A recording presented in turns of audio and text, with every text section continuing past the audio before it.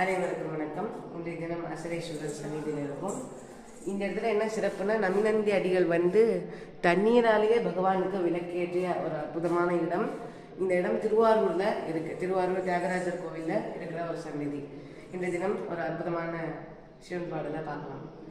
மகாதேவ சிவசம்பு மகாதேவ சிவசம்பு ஸ்ரீமஹார கோடி சுந்தர பிரபோ ஸ்ரீ மகாதேவ சிவசம்பு சஹஸ்ர கோடி ஜனபாலன சஹஸ்ர கோடி ஜனபாலன சாதுஜம் ரக்ஷண பவன சாதுஜம் ரக்ஷண பவன மகாதேவ சிவசம்பு சர்வேஸ்வர கருணாகரம் முதே ஷாமகான பிரியாவேத பூதே